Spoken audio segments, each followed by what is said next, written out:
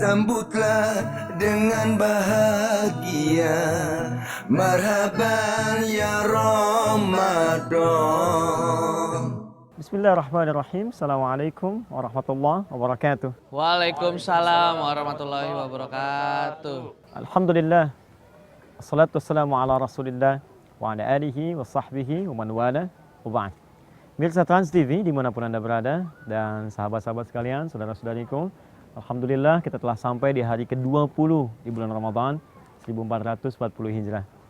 Baik teman-teman sekalian dan mirsa dimanapun Anda berada, hari ini kita akan belajar tentang satu peristiwa yang sangat penting yang terjadi di bulan Ramadan. Bila dalam episode kemarin kita belajar tentang Perang Badar dan hikmahnya, maka hari ini kita akan ambil satu peristiwa besar yang hikmahnya langsung diabadikan dalam Al-Quran dengan nama surah sekaligus.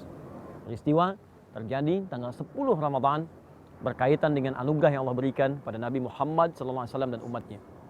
Allah berfirman, Quran surah ke-48 ayat yang pertama. Inna fatahna laka fatham mubina. Muhammad SAW, sungguh kami janjikan kepadamu, kami akan buka kemenangan untukmu, kami akan buka penaklukan kota Mekah untukmu, seindah-indahnya, sejelas-jelasnya, dan seterang-terangnya. Saudara-saudariku, bila Anda perhatikan ketika turun janji Allah untuk membuka kota Mekah, Allah berikan janji kepada Nabi dengan segenap rasa yang sangat luar biasa, dengan segenap kekuatan yang sangat dahsyat untuk menaklukkan kota Mekah datang dengan kemenangan. Tapi yang penting Anda garis bawahi, dalam Islam tidak pernah ada istilah-istilah ekspansi. Tidak pernah ada istilah penaklukan. Tidak pernah ada istilah penghancuran. Setiap Islam datang ke suatu tempat selalu dibuka dengan kalimat fatah, fatah, fatah, fatah. Sehingga dalam sejarah disebut dengan Fathu Makkah, Fathul Andalus, ya, Fathul Iraq, Fathul Furs, pembukaan Persia, pembukaan Konstantinopel, pembukaan Spanyol, dan seterusnya. Kenapa tidak pernah mengenal istilah dengan penghancuran, ekspansi, penjajahan? Karena Islam datang bukan untuk menjajah. Islam tidak tiba untuk menghancurkan orang lain. Islam tidak tiba untuk membumi hanguskan peradaban. Jadi tidak benar kalau ada yang mengatakan Islam datang dengan pedang. Bahkan Islam datang ke Indonesia dengan ketenangan, kedamaian, ketentraman, dan cinta serta keindahan. Karena itu kalimat fatah di sini ingin memberikan pesan kepada kita. Dimanapun Anda berada, dimanapun Anda tinggal, maka bukalah semua nilai-nilai kebaikan dalam Islam. Itulah yang disebut dengan fatah. Kalau Anda orang Islam, punya nilai kejujuran, buka kejujuran di tempat Anda bekerja. Jadi pekerja yang jujur. Jadi orang yang sabar. Jadi orang jadi suri teladan. Islam datang dengan membuka segala pintu kebaikan dikenal dengan fathun. Maka kata Allah, Inna fatahna laka fatham mubina. Muhammad, kami buka Mekah dan bawa nilai-nilai kebaikan. Dan perhatikan, saya simpulkan dengan kalimat yang sangat indah. Saat Islam datang ke Mekah, padahal Nabi pernah diusir, pernah dicela, sahabatnya pernah dibunuh. Tapi ketika Mekah ditaklukkan, tidak ada satu darah pun tumpah dengan kekerasan. Tidak pernah ada Nabi mengatakan, bunuh, eksekusi semua orang yang pernah mengusir saya. Bunuh orang yang pernah membunuh Hamzah. Bunuh orang yang pernah membunuh sahabat-sahabat kami, tidak ada. Tapi kata Nabi, yang masuk ke Masjid Al-Haram aman. Yang masuk ke rumah Abu Sofyan aman. Padahal Abu Sofyan saat itu musuh nomor 1 Nabi SAW. Dan ketika itu disampaikan, asyhadu an la ilaha illallah wa asyhadu anna Muhammad Rasulullah. Bahkan Abu Sofyan pun masuk Islam. Saya kira itu yang kita bahas dalam episode yang ke-20 ini. Barangkali ada yang mau didiskusikan atau ditanyakan, saya buka kesempatan kita untuk bisa berdiskusi. Ada yang mau bertanya? Stad, saya mau nanya Stad. Oke, silakan. Ya, Stad mau nanya soal riba Stad. Jadi gimana hukum puasanya seorang yang memberikan riba dan yang mengambil riba? Jadi hukumnya si orang yang memberikan hutang dan memberi bunga sama orang yang berhutang. Gimana hukum puasanya orang itu Stad? Baik, yang pertama begini. Kita sepakati bahwa riba termasuk perbuatan maksiat dan dosa besar. Dosa besar. Jika Anda bisa menghindari riba tapi Anda tetap mengerjakan riba. Misal, Anda dikatakan Anda pinjam meminjam. Anda bisa pinjam meminjam dengan nuansa yang syariah. Tapi Anda memilih yang riba misalnya. Padahal ada alternatif untuk syariah. Maka Anda divonis sebagai berdosa. Dosanya besar. Bahkan riba termasuk satu di antara 7 dosa besar. Baik ya, Allah langsung turunkan ayat di situ di Al-Baqarah ayat 275 sampai dengan ayat 281-nya. Ya, dari kanan, dari atas sampai dengan ke bawah. Sampai masuk ke utang piutang. Sekarang bagaimana kalau orang berpuasa tetap mengerjakan riba misalnya? Maka puasanya saat ia kerjakan dikurangi dengan dosa-dosa yang ia kerjakan dalam ribanya. Maka di sini Allah sampaikan dalam lisan Nabi SAW, ya, 2 peringatan. Peringatan pertama bagi yang puasa yang kerjakan maksiat. Kata Nabi, as-siyamu junnatun, orang puasa yang benar itu akan mencegah dia dari berbuat maksiat, punya perisai. Jadi kalau orang puasa berbuat maksiat, ada yang tidak benar dengan puasanya. Bahkan kata Nabi katakan, fala yarfuth wala yajhal, jangan berkata-kata kotor, rafath, saling mencela, menjatuhkan, menghina, ya kan? Melecehkan. Wala yajhal, jangan berbuat sesuatu yang tidak pantas, ya. Maka gambaran di sini pertama jauhi itu. Jadi kalau yang kecil saja harus dihindari, mencela hindari, perbuatan kotor hindari, berbuat yang tak pantas hindari, maka bagaimana dengan perbuatan riba yang dosanya besar? Maka hindari itu, jangan sampai puasa dapat pahala tapi gugur dengan dosa-dosa yang lainnya. Ya, Allah taala alam bissawab. Ada yang bertanya lagi barangkali? Assalamualaikum warahmatullahi wabarakatuh. Assalamualaikum warahmatullahi wabarakatuh. Pak Ustadz, saya di Jepang, saya tinggal di Jepang. Saya bekerja sebagai perawat part time. Terus saya di tempat kerja saya kebanyakan wanita, tapi ada sebagian kecil laki-laki. Sedangkan saya harus merawat mereka juga. Sedangkan saya pernah mendengar dari ustadz lain kalau tidak bisa merawat yang laki-laki yang bukan mahramnya, karena maaf ya, bersentuhan dengan yang bagian tubuh sampai dari atas sampai ke bawah kan kita harus detail. Kita kan tidak bisa memilah-milah mana perempuan mana laki-laki, sedangkan kita sebagai perawat gitu. Bagaimana Ustadz? Mohon penjelasannya. Terima kasih. Perawat di masa Nabi banyak. Jadi berbahagialah kalau ada yang kemudian jadi perawat, ya. Sudah contohnya di zaman Nabi, banyak perawat. Nabi saat sedang peperangan, di antara pasukan-pasukan khususnya adalah perawat-perawat dari muslimah. Ada yang bagian bawa P3K-nya kalau kita sekarang. Ada yang bawa perbannya, ada yang bawa untuk alat-alatnya. Jadi kalau ada yang kena luka, langsung dirawat. Ya, oleh perawat-perawat Nabi SAW. Ya, di sekitar sahabat-sahabat yang mulia. Ada istri-istrinya langsung yang merawatnya. Maka dari sini, teman-teman sekalian, bisa kita katakan bahwa pertama, merawat pekerjaan yang sangat mulia sebagai seorang perawat. Tapi ada batasan-batasan yang harus dilihat. Jika yang dirawat adalah perempuan, bisa diusahakan, maka itu diutamakan. Jika kemudian laki-laki pun, maka kita berusaha sedapat mungkin menjaga diri kita sehingga tidak bersentuhan langsung misalnya. Ya, dengan aspek-aspek yang tidak harus kita sentuh. Ya, Anda bisa menggunakan perangkat yang lain atau bisa membereskan sesuatu yang tidak langsung bersentuhan dengan orangnya.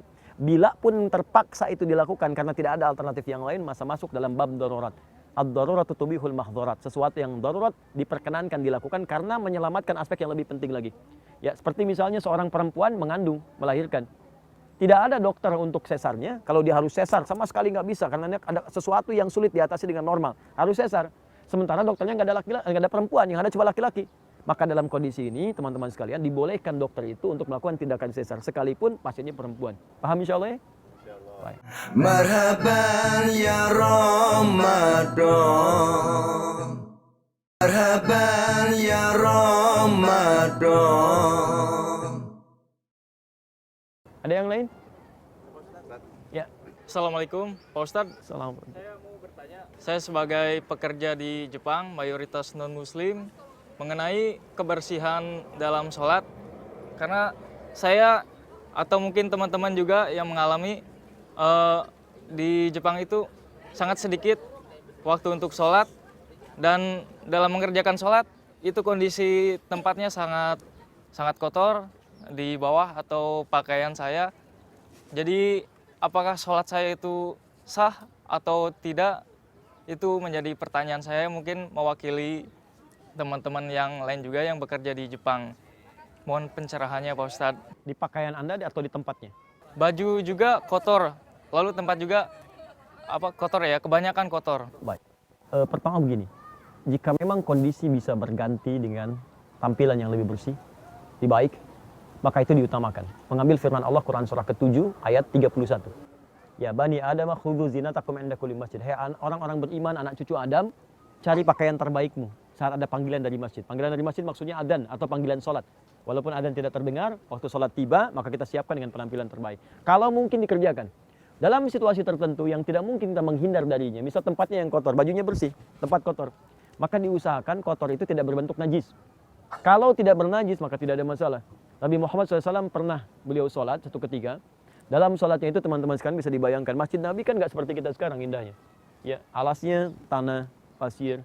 Kalau panas, kepanaskan. Kalau hujan pasti bocor, basah juga. Pernah Nabi kemudian di hadis Muslim disebutkan, suatu ketika beliau kemudian sholat, bermimpi dalam sholatnya, tiba-tiba bangun, keningnya sudah kena lumpur. Maka kemudian keesokan harinya, tanpa diduga oleh para sahabat, beliau kemudian sujud dalam subuh, malamnya habis hujan.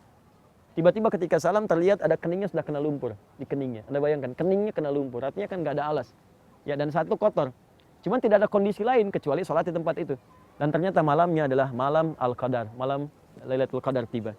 Ya, dan Nabi katakan, saya dilupakan tanggalnya oleh Allah supaya semua bersemangat untuk mencarinya. Tapi di antara tandanya tiba-tiba kening saya kena lumpur. Maka kelihatan besoknya Nabi ada lumpur di keningnya karena ada hujan kecil-kecil, teduh, enak gitu kan. Besoknya basah dan kena kemudian. Nah, di sini ulama mengatakan sepanjang kotoran itu tidak bisa dihindari, tapi dia tidak bersifat najis, maka itu dibenarkan, tidak ada masalah. Kalau memang kondisinya darurat. Ingat ya, kaidah darurat membolehkan sesuatu yang terlalang sebelumnya dengan batasan tertentu yang dibenarkan. Wallahu taala alam bissawab. Baik, ada yang lain? Baik, Assalamualaikum warahmatullahi wabarakatuh. Assalamualaikum. Terima kasih atas kesempatan yang diberikan. Pertama, saya ingin mengucapkan Alhamdulillah, sangat bersyukur dengan adanya atmosfer hijrah tahun-tahun terakhir ini. Dan insya Allah menjadi asbab hidayah untuk orang-orang lain dan terutama pribadi saya sendiri. Yang ingin saya tanyakan, seperti apakah makna hijrah total yang sebenarnya yang sesuai dengan tuntunan Rasulullah SAW. Mohon pencerahannya Ustaz. Terima kasih. Baik, bagus pertanyaannya. Baik, pertama saya sangat bersyukur dengan pertanyaan dimaksudkan, mungkin juga mewakili sebagian dari kawan-kawan. Ketika dalam hati kita ada dorongan untuk berubah menjadi baik, maka itu anugerah Allah Subhanahu wa taala. Ya, jika Allah mencintai seseorang, maka yang pertama diberikan adalah dorongan untuk berubah menjadi orang baik. Sekarang bagaimana cara berhijrah yang baik? Buka Quran surah ke-4 An-Nisa ayat ke-100, paling kiri sebelah bawah di mushaf. Kata Allah, "Wa may yuhajir fi sabilillah." Siapa yang mau berhijrah di jalan Allah? Di jalan Allah. Kalimatnya fi sabilillah, karena Allah. Lakukan karena Allah. Kalau Anda berhijrah karena Allah, maka Anda akan ikuti ketentuan-ketentuan Allah. Ya, misal kata Allah, hijrah itu bukan pindah tempat ya, tapi berubah pada kondisi yang lebih baik menurut Allah. Kata Allah, jaga pandanganmu, lihat yang baik-baik, lihat yang baik. Maka tinggalkan misalnya gambar-gambar yang tidak baik, tinggalkan tayangan-tayangan yang tidak baik, lihat yang baik-baik. Selama mata bisa melihat yang baik, kenapa harus lihat yang tidak baik? Lisan katakan yang baik, ya, telinga dengar yang baik-baik, kaki melangkah pada yang baik-baik. Itu fisabilillah. Siapa yang bisa mengerjakan itu, maka kata Allah, yajid fil ardi muraghaman katsiran wasa'ah. Allah akan berikan 2 anugerah kalau masih hidup di dunia. Anugerah pertama diberikan kedamaian pada hatinya. Jadi kalau orang hijrah itu yang pertama dapat bukan dunia, bukan materi, tapi ketenangan hati. Enak gitu perasaannya, nggak pernah didapatkan seperti sebelumnya.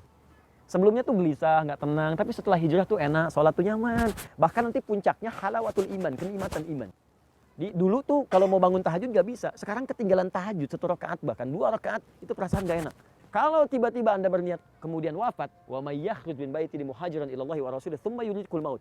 Orang yang berniat untuk berhijrah karena Allah, karena Rasul, dia ingin berubah, tiba-tiba wafat di pertengahan. Belum sempat kemudian itu dilakukan, baru berniat, ingin berubah, wafat. Faqad waqa'a ajruhu 'ala Allah. Dengan niatnya itu diampuni semua dosa-dosanya, dicatat pahalanya dan berpeluang masuk ke dalam surga. Demikian ya, Allah taala alam bisawab. Ini teman-teman dan mirsa dimanapun Anda berada, Fathu Makkah bukan sekedar peristiwa yang jadi kenangan, diabadikan dalam buku-buku sejarah, dibahas di sekolah, ataupun dikaji di tempat-tempat ta'lim. Bukan. Fathu Makkah adalah janji. Fathu Makkah adalah inspirasi. Fathu Makkah adalah keistimewaan yang ditawarkan oleh Al-Quran bagi setiap orang yang ingin membuka nilai-nilai kebaikan. Jangan cukupkan dengan Makkah, tapi bukalah itu semua supaya auranya menyebar ke setiap tempat, dimanapun Anda berada. Sebagai seorang suami, istri, anak, ayah, ibu, jadilah orang-orang yang bisa membuka kebaikan di rumah tangga. Sebagai pekerja, jadilah pekerja yang baik, bukalah asbab hidayah di kantor Anda, di tempat Anda bekerja, sehingga membuka risalah-risalah keislaman. Demikianlah Fathu Makkah yang bisa kita dapatkan, dan semoga Allah memberikan keberkahan pada setiap apa yang kita niatkan, dan mudah-mudahan pahala mengalir pada kita sampai kita berjumpa dengan Allah di surga yang terindah itu. Allahumma taqabbal minna innaka antas samiul alim wa tub alaina innaka antat tawwabur rahim. Allahumma aftah lana futuhal arifin. Ya Allah, bukakan kepada kami pembukaan orang-orang yang pernah Engkau bukakan kebaikan-kebaikan pada mereka. Allahumma aftah lana babal khair. Ya Allah, bukakan kepada kami segala pintu-pintu kebaikan. Allahumma aftah lana ya Allah kullal khairat min rizqina ya Allah, min amalina wa min kullil khairat allati tardaha. Ya Allah, bukakan kepada kami segala nilai-nilai kebaikan dalam kehidupan, rizki yang baik, umur yang baik, jalan-jalan yang terbaik, sampai semua jenis kebaikan yang Engkau ridhai dalam kehidupan kami. Allahumma rabbana atina fid dunya hasanah wa fil akhirati hasanah wa qina adzabannar. Bifadlika subhana rabbika rabbil izzati amma yasifun wa salamun alal mursalin. Alhamdulillahi rabbil alamin. Demikian pemirsa, selamat berbuka. Semoga Allah menerima puasa kita pada hari yang ke-20 ini, dan setidaknya semoga Allah mengampuni dosa-dosa kita. Adi Hidayat, Osaka. Assalamualaikum warahmatullahi wabarakatuh.